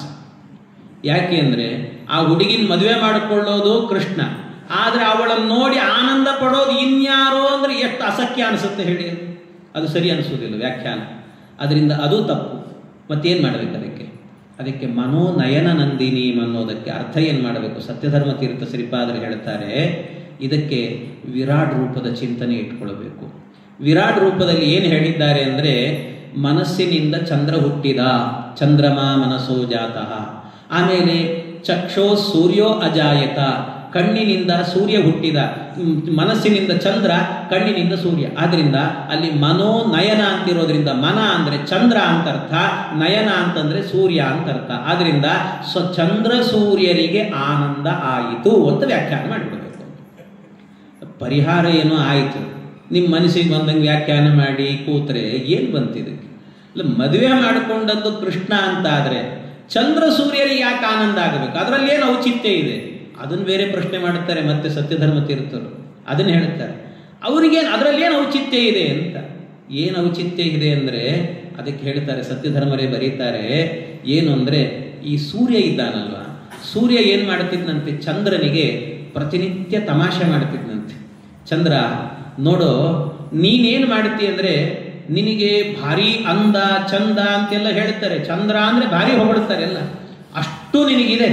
ಆದರೆ ಏನಿದ್ದರೂ ಕೂಡ ನಿನಗೆ ನಿತ್ಯ ಅರ್ಘ್ಯ ಇಲ್ಲ. ನಿತ್ಯ ಅರ್ಘ್ಯ ಕೊಡೋದು ಯಾರಿಗೆ? ಬೆಳಿಗ್ಗೆ, ಮಧ್ಯಾಹ್ನ, ಸಾಯಂಕಾಲ 3 ಹೊತ್ತಲ್ಲೂ ಕೂಡ ಬ್ರಾಹ್ಮಣರೆಲ್ಲರೂ ಕೂಡ ಸೇರಿಕೊಂಡು ಕೃಷ್ಣಾಯ ಗುರುಗಳಿಗೆ ನಮಸ್ಕಾರ ಅಂತೂ 3 ಹೊತ್ತುಗಳಲ್ಲೂ ಕೂಡ ಸೇರಿಕೊಂಡು ಬ್ರಾಹ್ಮಣರು ನನಗೆ ಅರ್ಘ್ಯ ಕೊಡ್ತಾರೆ, ಚಂದ್ರ ನಿನಗೆ ಅರ್ಘ್ಯ ಕೊಡೋದಿಲ್ಲ ಅಂತ ಚಂದ್ರನಿಗೆ ಸೂರ್ಯ ತಮಾಷೆ ಮಾಡ್ತಿದ್ನಂತೆ. ಚಂದ್ರನಿಗೆ ಬಹಳ ಬೇಜಾರಾಗಿತ್ತು. ಚಂದ್ರನಿಗೆ ಅರ್ಘ್ಯನೇ ಇಲ್ಲ, ಒಂದೇ ದಿವಸ ಅರ್ಘ್ಯ, ಕೃಷ್ಣಾಷ್ಟಮಿ ಮಾತ್ರ ಅವನಿಗೆ ಅರ್ಘ್ಯ, ಮತ್ತಿನ್ನಿಲ್ಲೇ ಇಲ್ಲ. ಪ್ರತಿನಿತ್ಯ ಅರ್ಘ್ಯ ಯಾರಿಗೆ ಅಂದರೆ ಈ ಸೂರ್ಯನಿಗೆ ಅಂತ. ಎಂಥ ಯೋಗ! ಅದರಿಂದ ಸೂರ್ಯ ಹೀಗೆ ಹೇಳಿದಾಗಲೆಲ್ಲ ಭಾರಿ ದುಃಖ ಆಗ್ತಿತ್ತಂತ ಅವನಿಗೆ, ಅದಕ್ಕೆ ದುಃಖ ಪಟ್ಟಿದ್ದ. ಆದರೆ ಯಾವತ್ತು ಕೃಷ್ಣ ಕಾಳಿಂದಿ ದೇವಿಯನ್ನು ಮದುವೆ ಮಾಡಿಕೊಂಡಲ್ಲ, ಆವತ್ತು ಚಂದ್ರ ಕುಣಿದು ಕುಪ್ಪಳಿಸಿಬಿಟ್ನಂತೆ, ಪರಮಾನಂದ ಆಯ್ತಂತ ಅವನಿಗೆ. ಯಾಕೆ ಅಂದರೆ ಚಂದ್ರ ಹೇಳಿದಂತೆ ಏನು ಅಂದರೆ, ನೋಡಪ್ಪ ಸೂರ್ಯ, ನಿನಗೆ ಮಾತ್ರ ಅರ್ಘ್ಯ ಅಂತ ಹೇಳ್ತಾ ಇದೆಯಲ್ವಾ, ಇವತ್ತು ಕೃಷ್ಣ ಅಂದರೆ ಆ ಕೃಷ್ಣನನ್ನ ಅಳಿಯ ಮಾಡ್ಕೊಳ್ತಿದ್ದಿ. ಯಾಕೆ? ಕಾಲಿಂದಿ ಅಂದರೆ ಸೂರ್ಯನ ಮಗಳವಳು, ಸೂರ್ಯನ ಮಗಳಾದ್ರಿಂದಾಗಿ ನೀನಿವತ್ತು ಕೃಷ್ಣನಿಗೆ ಕನ್ಯಾದಾನವನ್ನು ಮಾಡುತ್ತಿದ್ದಿ. ಅಂದರೆ ಕೃಷ್ಣ ಯಾರು? ಚಂದ್ರವಂಶದಲ್ಲಿ ಹುಟ್ಟಿದ ಹುಡುಗ ಅವನು. ಆ ಚಂದ್ರವಂಶದಲ್ಲಿ ಹುಟ್ಟಿದ ಹುಡುಗನಿಗೆ ಕನ್ಯಾದಾನ ಮಾಡಬೇಕು ಅಂತಾದ್ರೆ ಅವನ ಪಾದ ತೊಳೆದೇ ಮಾಡಬೇಕಾದ್ರಿಂದ ಪಾದ ಹಿಡಿಯೋ ಪ್ರಸಂಗ ಬಂತು ನೋಡಿ ನಿನಗೆ ಅಂತ ಚಂದ್ರ ಆನಂದ ಪಟ್ಟನಂತೆ. ಅದಕ್ಕೆ ಸೂರ್ಯ ಹೇಳಿದಂತೆ, ಅಯ್ಯೋ, ಈ ಮೂಲಕವಾದರೂ ಕೂಡ ಜಗದೊಡೆಯನಾದ ಭಗವಂತನ ಪಾದ ಮುಟ್ಟುವ ಯೋಗ ನನಗೆ ಬಂತಲ್ಲ ಅಂತ ಸೂರ್ಯ ಆನಂದ ಪಟ್ಟ.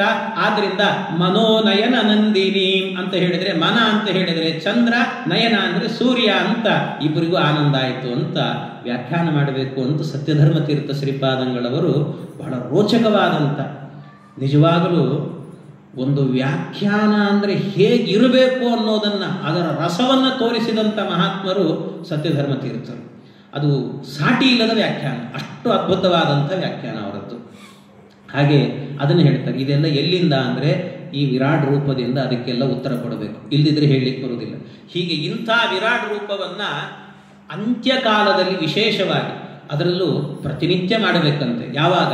ಕ್ರಿಯಾವಸಾನೆ ಪ್ರಯತ ಸ್ಮರೇತ. ನಮ್ಮ ಬೆಳಗಿನ ಜಾವದ ಎಲ್ಲ ಕ್ರಿಯೆಗಳನ್ನು ಕೂಡ ಮುಗಿಸಿದ ಮೇಲೆ, ಆನ್ಯಕವನ್ನೆಲ್ಲ ಮುಗಿಸಿದ ಮೇಲೆ 1-2 ನಿಮಿಷ ಅಥವಾ 10 ನಿಮಿಷ ಕೂತ್ಕೊಂಡು ಈ ವಿರಾಟ್ ರೂಪದ ಚಿಂತನೆ ಮಾಡಬೇಕಂತೆ. ಕಣ್ಣು ಮುಚ್ಚಿಕೊಂಡು ಅದನ್ನು ಧ್ಯಾನ ಮಾಡಬೇಕಂತೆ. ಈ ರೀತಿ ಧ್ಯಾನವನ್ನು ಮಾಡಿದರೆ ಅದನ್ನು ವಿರಾಟ್ ಅಂತ, ಆ ರೂಪದ ಚಿಂತನೆಯನ್ನು ಮಾಡಿದರೆ ಭಗವಂತ ಹೇಳ್ತಾನೆ, ಪರಮಾತ್ಮ ಅಂತ್ಯಕಾಲದಲ್ಲಿ ನನ್ನ ನಾಮಸ್ಮರಣೆ ಬರುವಂತೆ ಮಾಡುತ್ತೇನೆ ಅಂತ ಭಗವಂತ ಹೇಳ್ತಾನೆ. ಹೀಗೆ ಇಷ್ಟೆಲ್ಲ ಮಾಡಿದ್ದಾನೆ. ಇದೆಲ್ಲ ಚಿಂತನೆಗಳನ್ನು ಹೇಳಿದರು. ಈ ಎಲ್ಲ ಚಿಂತನೆಗಳನ್ನು ಹೇಳಿದ ಮೇಲೆ ಭಗವಂತ ಆ ಪರಮಾತ್ಮನ ಬಗ್ಗೆ ಹೇಳಿದ ಮೇಲೆ ಪರೀಕ್ಷಿತ್ ಮಹಾರಾಜರು ಆಗ ಅವನಿಗೆ ವಿಶೇಷವಾಗಿ ಭಕ್ತಿ ಉಕ್ಕುತ್ತೆ.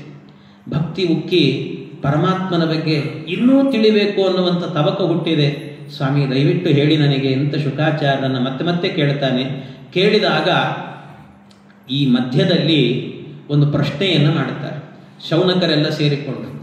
ಸ್ವಾಮಿ, ಇಷ್ಟೆಲ್ಲ ಪರೀಕ್ಷಿತನ ಕತೆ ಹೇಳ್ತಾ ಇದ್ದೀರಿ, ನಿಜವಾಗಲೂ ಕೂಡ ಪರೀಕ್ಷಿತು ಒಬ್ಬ ಭಾಗವತ ಅಂತ ಆಗಿದ್ದರೆ ಮಾತ್ರ ಅವನ ಕಥೆಯನ್ನು ಹೇಳಿ, ಇಲ್ದಿದ್ರೆ ಅವನ ಕಥೆ ಹೇಳಲಿಕ್ಕೆ ಹೋಗಬೇಡ್ರಿ ಅಂತಂದ್ರಂತೆ. ಆಗ ಪಕ್ಕದಲ್ಲಿ ಇನ್ನೊಬ್ಬರು ಯಾರೋ ಋಷಿಗಳು ಕೂತಿದ್ರು, ಅವ್ರು ಎದ್ದು ನಿಂತು ಹೇಳಿದ್ರಂತೆ, ಇಹೋಪಹೂತೋ ಭಗವಾನ್, ಇಲ್ಲಿ ನನಗೆ ಪಕ್ಕದಲ್ಲೇನೆ ಲಕ್ಷ್ಮೀ ನರಸಿಂಹದೇವರು ಬಂದು ಕೂತಿದ್ದಾರೆ, ನೀವು ಕಥೆ ಮುಂದುವರಿಸಿ ಅಂದ್ರಂತೆ. ಅಂದರೆ ಅರ್ಥ ಏನು ಅಂದರೆ, ಎಲ್ಲಿ ಶ್ರೀಮದ್ ಭಾಗವತ ನಡೆಯುತ್ತೆ ಅಲ್ಲಿ ಸಾಕ್ಷಾತ್ ಲಕ್ಷ್ಮೀ ನರಸಿಂಹದೇವರ ಸನ್ನಿಧಾನ ಇರುತ್ತೆ. ಈ ಕಥೆ ಹೇಳಿದಾಗಲೇ ಇಲ್ಲಿ ಬಂದು ಕೂತಿದ್ದಾರೆ, ಅದರಿಂದ ಮುಂದುವರಿಸಲು ನೀವು, ಏನೂ ದೋಷ ಇಲ್ಲ ಇದರಲ್ಲಿ ಎಂದ್ರಂತೆ. ಆಯಿತು ಅಂತ ಸೂತ ಮಹರ್ಷಿಗಳು ಮುಂದುವರಿಸಿದ್ರು. ಏನಾಯಿತು ಕಥೆ ಅಂತ ಮುಂದುವರಿತಾರೆ. ಮತ್ತೆ ಆ ಕಥೆ ಮುಂದುವರಿತಾ ಭಗವಂತ ಮಾಡಿದ ಸೃಷ್ಟಿ ಇವುಗಳನ್ನೆಲ್ಲ ಹೇಳ್ತಾರೆ. ಪರಮಾತ್ಮ ಮಾಡಿದಂಥ ಸೃಷ್ಟಿ ಬಹಳ ರೋಚಕವಾದಂಥ ಸೃಷ್ಟಿ ಪರಮಾತ್ಮನದ್ದು. ಸಾಮಾನ್ಯ ಭಾಗವತದಲ್ಲೇನೆ ಒಂದಷ್ಟು ದ್ವಿತೀಯ ಸ್ಕಂದದಲ್ಲಿ, ತೃತೀಯ ಸ್ಕಂದದಲ್ಲಿ, ಪಂಚಮ ಸ್ಕಂದದಲ್ಲಿ ಅಲ್ಲಲ್ಲಿ ಈ ಸೃಷ್ಟಿಯ ಪ್ರಕ್ರಿಯೆ ಎನ್ನುವಂಥದ್ದನ್ನು ವರ್ಣನೆ ಮಾಡುತ್ತಾರೆ.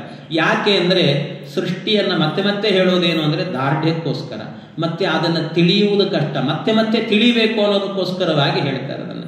ಹೀಗೆ ಭಗವಂತ ಸತ್ವಂ ರಜಸ್ತಮ ಇತಿ ಅಂತ 3 ಗುಣಗಳನ್ನು ಮೂಲ ಪ್ರಕೃತಿಯಿಂದಾಗಿ ಅವ್ಯಕ್ತ ತತ್ವವನ್ನು ಸೃಷ್ಟಿ ಮಾಡುತ್ತಾನೆ.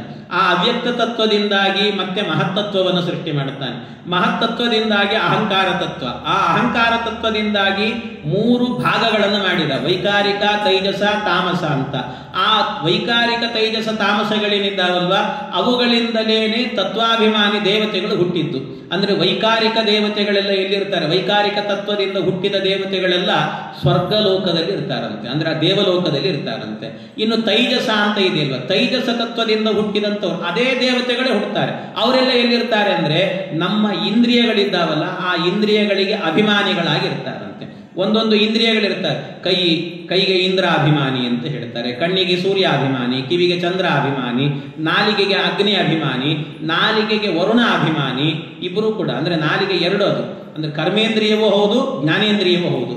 ಜ್ಞಾನೇಂದ್ರಿಯವಾದಾಗ ವರುಣ ಅಭಿಮಾನಿ ಆಗ್ತಾನೆ, ಕರ್ಮೇಂದ್ರಿಯವಾದಾಗ ಅದಕ್ಕೆ ಅಂದರೆ ನಾಲಿಗೆಯಲ್ಲಿ ನಾವು ಬಾಯಿಗೆ ಏನಾದರೂ ಹಾಕ್ಕೊಂಡ್ರೆ ಹುಳಿ ಉಪ್ಪಿನಕಾಯಿ ಎಲ್ಲ ರುಚಿ ಗೊತ್ತಾಗತ್ತಲ್ವ, ಹಾಗಾಗಿ ರುಚಿ ಗೊತ್ತಾದಾಗ ಅದಕ್ಕೆ ವರುಣ ಅಭಿಮಾನಿ ಆಗಿರ್ತಾನೆ.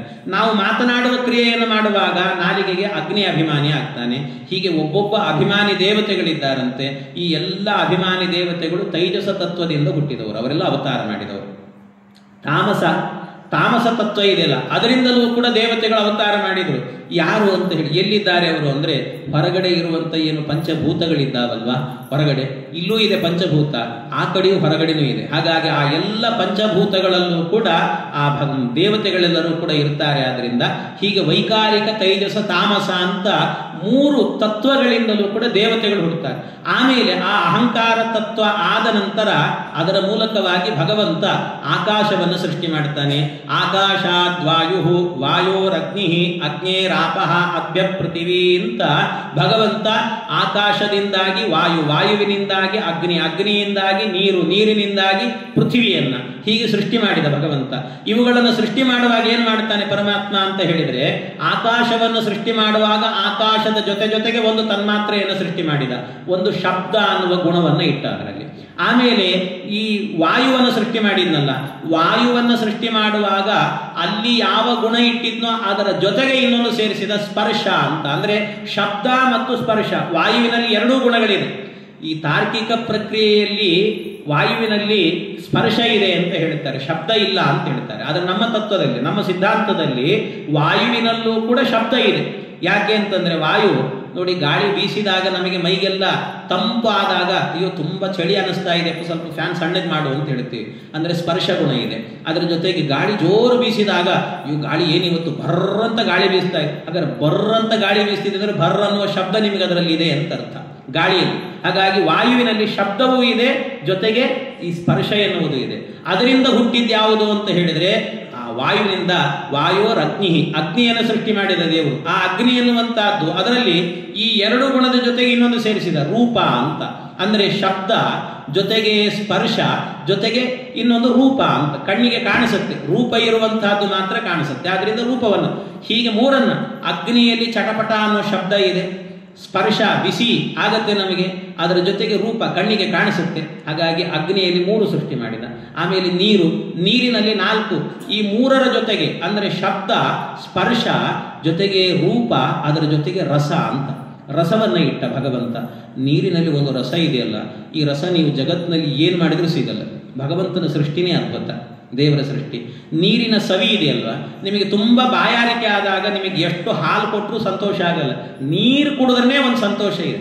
ಆ ನೀರು ಕುಡಿಬೇಕಾದ್ರೂ ಕೂಡ ಅದರ ಆನಂದ ಅನುಭವಿಸ್ಬೇಕಂದ್ರೆ ನೀವು ಈಗೆಲ್ಲ ನೆಲ್ಲಿಕಾಯಿ ಕಾಲ ನೋಡಿ, ಈ ನೆಲ್ಲಿಕಾಯಿ ಬಂದರೆ ಅದನ್ನು ಕಚ ಕಚ ಕಚ ಅಂತ ಕಡ್ದು ಬಿಡಿ, ಒಂದ್ಸರ್ತಿ ಕಡ್ದು ಆಮೇಲೆ ಕೂಡಲೇ ನೀರು ಕುಡೀರಿ, ಅದರಲ್ಲಿ ಒಂದು ಸವಿ ಇರುತ್ತೆ. ಆ ಸವಿ ಇದೆಯಲ್ವ, ನೀವು ಏನಂತಾರೆ ಎಲ್ಲೆಲ್ಲೋ ಪ್ಯಾಕ್ ಮಾಡಿರುವ ಕಂಪನಿಗಳಲ್ಲೆಲ್ಲ ಪ್ಯಾಕ್ ಮಾಡಿಟ್ಟಿರ್ತಾರಲ್ಲ, ಈ ಕೋಕಾ ಕೋಲಾ ಪೆಪ್ಸಿ ಗಿಪ್ಸಿ ಅಂತೆಲ್ಲ, ಯಾವ ಕುಡಿದ್ರೂ ಬರುವುದಿಲ್ಲ. ಇದು ದೇವರು ಮಾಡಿದ ಸೃಷ್ಟಿ, ಇದು ಅದ್ಭುತವಾದಂಥ ಸೃಷ್ಟಿ. ಆ ರಸ ಅನ್ನುವಂಥದ್ದನ್ನು ಅದರಲ್ಲಿ ಇಟ್ಟಿದ್ದಾನಂತೆ ಭಗವಂತ. ಆಮೇಲೆ ಪೃಥ್ವಿಯನ್ನು ಸೃಷ್ಟಿ ಮಾಡಿದ, ಆ ಅಭ್ಯ ಪೃಥ್ವಿ, ಆ ಭೂಮಿಯನ್ನು ಸೃಷ್ಟಿ ಮಾಡುವಾಗ ಅದರಲ್ಲಿ ಗಂಧವನ್ನು ಸೃಷ್ಟಿ ಮಾಡಿದ. ಗಂಧ ಅಂದರೆ ಈ ಎಲ್ಲದರ ಜೊತೆಗೆ ಗಂಧ ಎನ್ನುವಂಥದ್ದಿದೆ. ಅದಕ್ಕೆ ಗಂಧ ಅನ್ನುವಂಥದ್ದು, ನಿಮ್ಗೆ ಆ ಗಂಧದ ಪರಿಮಳ ಅಂದರೆ ಅದು ಗೊತ್ತಾಗಬೇಕು ಅಂದರೆ ಬಹಳ ದಿವಸದ ಮೇಲೆ ಒಂದು ಸರ್ತಿ ಮಳೆ ಬರುತ್ತೆ ನೋಡಿ ಭೂಮಿ ಮೇಲೆ, ಅದು ಸ್ವಲ್ಪ ಹನಿ ಬಿದ್ದೋದ್ರೆ ಅದರಿಂದ ಒಂದು ಘಮ ಅನ್ನುವ ಪರಿಮಳ ಬರುತ್ತೆ. ನೀವು ಎಲ್ಲೋದ್ರೂ ಹೂದೋಟಕ್ಕೆ ಹೋದ್ರೂ ಆ ಪರಿಮಳ ಸಿಗೋದಿಲ್ಲ ನಿಮಗೆ. ಅಂಥ ಒಂದು ಪರಿಮಳವನ್ನು ಅದರಲ್ಲಿ ಇಟ್ಟಿರ್ತಾನೆ ಭಗವಂತ. ಅಂಥ ಈ ಎಲ್ಲ ಗುಣಗಳನ್ನು, ಪಂಚ ತನ್ಮಾತ್ರೆಗಳನ್ನು, ಪಂಚಭೂತಗಳನ್ನು, ಇವು ಎಲ್ಲವನ್ನೂ ಕೂಡ ಭಗವಂತ ಸೃಷ್ಟಿ ಮಾಡಿ, ಇದನ್ನೆಲ್ಲ ಸೃಷ್ಟಿ ಮಾಡಿ ಆದ ನಂತರ ಪರಮಾತ್ಮ ಆಮೇಲೆ ಮುಂದೆ ಆಗುವಾಗ ಜ್ಞಾನೇಂದ್ರಿಯ ಮತ್ತು ಕರ್ಮೇಂದ್ರಿಯ ಅಂತ ಹೀಗೆ 5 ಸೃಷ್ಟಿ ಮಾಡುತ್ತಾನೆ. ಒಟ್ಟು ಮನಸ್ಸು ಅನ್ನುವಂಥದ್ದೊಂದು, ಒಟ್ಟು 24 ತತ್ವಗಳನ್ನು ಸೃಷ್ಟಿ ಮಾಡಿದ. ಈ 24 ತತ್ವಗಳನ್ನು ಸೃಷ್ಟಿ ಮಾಡಿ ಆದ ನಂತರ ಭಗವಂತ ಅವನು ಎಲ್ಲ ದೇವತೆಗಳು ಕೇಳಿದರು, ನಾವು ವಾಸ ಮಾಡಲಿಕ್ಕೆ ಮಂದಿರ ಬೇಕು ಅಂದರೆ ಈ ಎಲ್ಲ ತತ್ವಗಳನ್ನು ಒಂದೊಂದೊಂದೊಂದೇ ಜೋಡಿಸಿದಂತೆ ಅದೇ ಒಂದು ಬ್ರಹ್ಮಾಂಡ ಅನ್ನುವ ಮಂದಿರ ಆಯಿತು. ಅದನ್ನೇ ಬ್ರಹ್ಮಾಂಡಂ ವರಮಂದಿರಂ ಸುರಗಣಾಹ ಯಸ್ಯ ಪ್ರಭೋ ಸೇವಕಾಹ, ಅಲ್ಲಿ ವಾಸ ಮಾಡುತ್ತಾರಂತೆ ದೇವತೆಗಳು. ಇಲ್ಲ ವಾಸ ಮಾಡಲಿಕ್ಕೆ ಒಳಗೆ ಬಂದ್ರ ಅಂದರೆ ಅವ್ರಿಗೆ ಬರ್ಲಿಕ್ಕೆ ಆಗಲಿಲ್ಲ, ದೇವರೇ ಒಳಗೆ ಬಂದ. ದೇವರ ಒಳಗೆ ಬಂದು ಎಷ್ಟೋ ವರ್ಷಗಳ ಕಾಲ, 1000 ವರ್ಷಗಳ ಕಾಲ ಮಲಗಿದಂತೆ. ಅವನು ಮಲಗಿದಾಗ ಏನಾಯಿತು ಅಂದರೆ ಅವನ ಹೊಕ್ಕಳಲ್ಲಿ ಒಂದು ಸರೋವರ ನಿರ್ಮಾಣ ಆಯಿತು. ಆ ಸರೋವರದಲ್ಲಿ ಒಂದು ಕಮಲ ಹುಟ್ಟಿತು. ಆ ಕಮಲ 14 ದಳವಾಗಿ ಅರಳಿತಂತೆ. ಅರಳಿದಾಗ ಆ ಕಮಲದಿಂದ ಒಬ್ಬ ಹುಡುಗ ಬಂದಂತೆ, ಸಣ್ಣ ಹುಡುಗ. ಆ ಹುಡುಗ ಬಂದಾಗ ಅವನು ನೋಡ್ತಾನೆ, ಎಲ್ಲ ಕಡೆ ನೋಡಿದ, ನನ್ನ ಸೃಷ್ಟಿಕರ್ತ ಯಾರು ಅಂತ ನೋಡಿದ್ರೆ ಕಾಣಲಿಲ್ಲ. ಕಾಣದೇ ಇದ್ದಾಗ ಕಡೆಗೆ ಆ ದಂಟಿನ ಒಳಗೆ ಹೋದಂತೆ, ಕೆಳಗೆ ಹೋದ, ಏನು ಎಂಡೇ ಸಿಗಲಿಲ್ಲ. ಇದು ಸಿಗಲ್ಲ ಅಂತ ಮತ್ತೆ ಮೇಲೆ ಬಂದ. 4 ದಿಕ್ಕು ನೋಡಿದ, 4 ಮುಖಗಳು ಬಂತು, ಚತುರ್ಮುಖ ಅಂತ ಕರೆದ್ರು ಅವನನ್ನು. ಆಮೇಲೆ 8 ಕಣ್ಣಿಂದಲೂ ಕೂಡ ನೋಡಿದ, ಕಾಣಲಿಲ್ಲ. 2 ಕಣ್ಣು ಕಾಣದ್ದನ್ನು ಕಣ್ಮುಚ್ಚಿ ಕಾಣಬೇಕು ಅಂತ ಹೇಳ್ತಾರೆ. 2 ಕಣ್ಣು ಎದುರುಗಡೆ ಇರೋದನ್ನು ಕಾಣಲ್ಲ, ಅದು ಒಳಗಿರುವ ಭಗವಂತನನ್ನು ಕಾಣಬೇಕು ಅಂದ್ರೆ ಕಣ್ಣು ಮುಚ್ಚಿದಾಗಲೇ ಕಾಣ್ತಾನಂತ. ಅದೊಂದು ವಿಶೇಷತೆ ಅವನದ್ದು. ಹಾಗಾಗಿ ಕಣ್ಣು ಮುಚ್ಚಿದ್ರು. ಆಗ ಅವರಿಗೆ ಕೇಳಿಸಿದ್ದು 2 ಅಕ್ಷರಗಳು ಕೇಳಿಸ್ತು. ಅಂತರಂಗದಲ್ಲಿ ಭಗವಂತ ಪ್ರತ್ಯಕ್ಷನಾಗಿ ಹೇಳಿದ ಸ್ಪರ್ಶಾಕ್ಷರಗಳಲ್ಲಿ 16 ಮತ್ತು 21 ತಪ ತಪ ಅಂತ ಕೇಳಿಸ್ತಂತೆ. ಆ ತಪ ಅಂತ ಕೇಳಿಸಿದಾಗ ತಪಸ್ಸು ಮಾಡು ಅಂತ ಹೇಳಿದರು. ತಪಸ್ಸನ್ನು ಮಾಡಬೇಕು ಅಂತ ನಿರಂತರ ತಪಸ್ಸು ಮಾಡಿದರು ಬ್ರಹ್ಮದೇವರು. ಎಷ್ಟು ಅಂದರೆ 50 ವರ್ಷಗಳ ಕಾಲ ತಪಸ್ಸನ್ನು ಮಾಡಿದ್ರಂತೆ.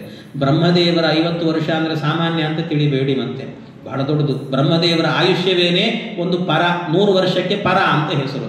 ಅದರಲ್ಲಿ ಮೊದಲ 50 ವರ್ಷವನ್ನ ಪ್ರಥಮ ಪರ ಅಂತಾರೆ. ಆಮೇಲೆ ಇರುವ 51ನೇ ವರ್ಷದಿಂದಾಗಿ ದ್ವಿತೀಯ ಪರ.